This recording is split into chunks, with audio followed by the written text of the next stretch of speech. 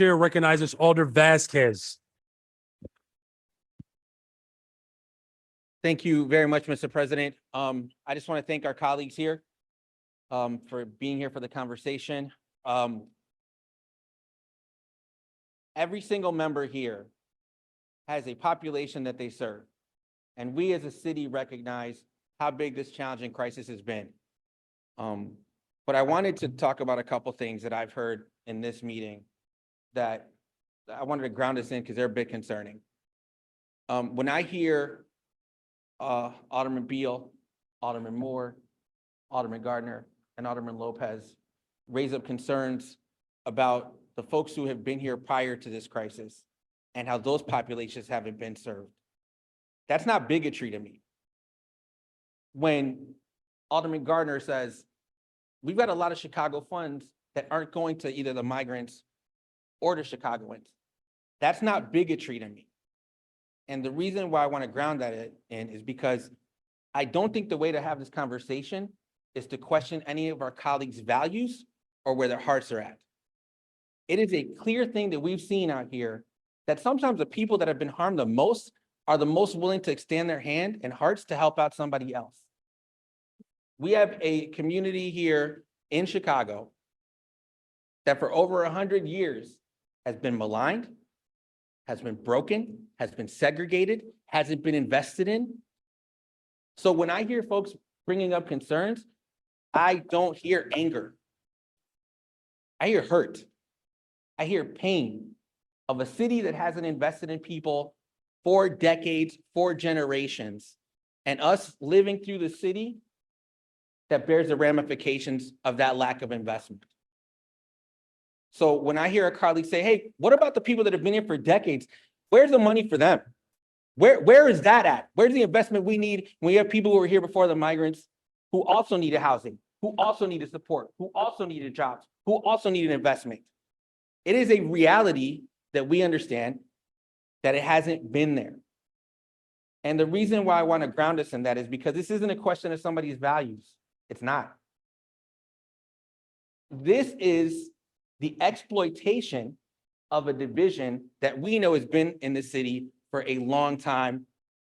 And whenever that exploitation occurs, which happens often in our society, you got to think about who benefits from that division.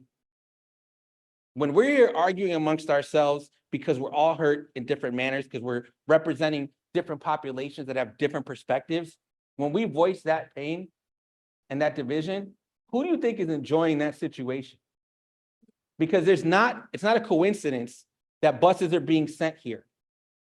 It's not a coincidence that the narrative about Chicago has been what it has been for decades from those who are outside looking in and live in cities I would never want to trade places with, because this is the best city in the country and world. But think about who benefits from that. The folks that are sending buses out here want to see all of us fighting because this is Chicago, which is hosting the Democratic Convention. The reason I mention that is whether you vote for the 70 million or not, whether it gets approved or not, you are kidding yourselves if you think that's going to slow any of the buses down. Whether you call it a sanctuary city or not, you are kidding yourself if you think that's going to slow the buses down. The whole goal has been to disrupt the city and to break it and have us fighting amongst ourselves. And right now, everything is according to plan. The more people are watching, not just our city, the whole country, different parties are watching us fight right now. And if someone's intent is to exploit and divide us, they are racking up the scoreboard. Nothing about what's happening now is telling them, hey, we should chill on the buses. What they're saying is amp up. Whether they get the 7 million or not, these people are fighting amongst themselves, and we get to point the camera at Chicago and say, look at that. They're hosting the Democratic Party. The party's a disaster. They're a disaster. Their nominee is a disaster. So when it comes to November, you probably don't want to support that. And if you think that not voting for 70 million changes that, then you haven't been around in politics long enough and you haven't been in these positions. Now, do we have questions that are real questions from our colleagues about the management of what's going on, about accountability, about transparency? Absolutely, absolutely. Y'all have seen me publicly raise up my concerns as well. But we also have to understand the challenges. We have a mayor who isn't here a year yet, that upon day one, it was already a crisis. The first month, the buses started and continued ramping up. While he was still building relationship with some of us, getting to know what things are important in our wards, getting to know what are the priorities for the city, this thing was moving. This bus was going and there were plenty of them happening. And we hadn't yet had the opportunity to build a relationship to really move as co-equal branches of government. If we did, we would be on the same page asking for Biden to do what he needs to do to make sure Chicago is actually where it needs to be. Yeah, we can be grateful that we got 19 million. That's 2 weeks of the amount of money Chicago's put up to make sure we're moving forward. And it's not about the federal government giving us money, because it is not the federal government's money. It is the taxpayers here and everywhere else in the country. It is our money we're talking about. So when we as a city in one nation are saying we need the help, we need to be seeing that support. I'm not going to blame Governor Abbott either, because if you were on the border and you saw 10 times the amount that we're seeing, you would be trying to figure out how to solve yourself out of situation.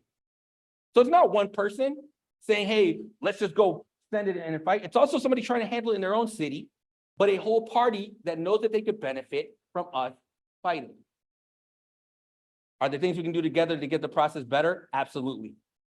I appreciate that the governor is putting funds in. I appreciate that the board president are putting funds in. This is probably the first time they've gone to their legislative branch to ask for this.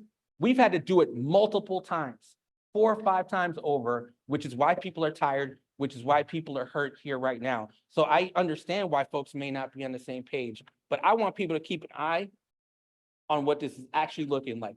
The buses aren't going to stop. The question you have to ask yourself is, for the $70 million, do you want to see 11,000 people inside of shelter or outside of buildings? People do not disappear because the money doesn't show up. You're going to see your parks, they're going to look like it's a camping trip every day.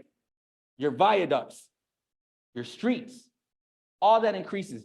Our mayor in the last budget put $250 million toward the existing unhoused population. What we all know, because we live here, is that that's a drop in the bucket.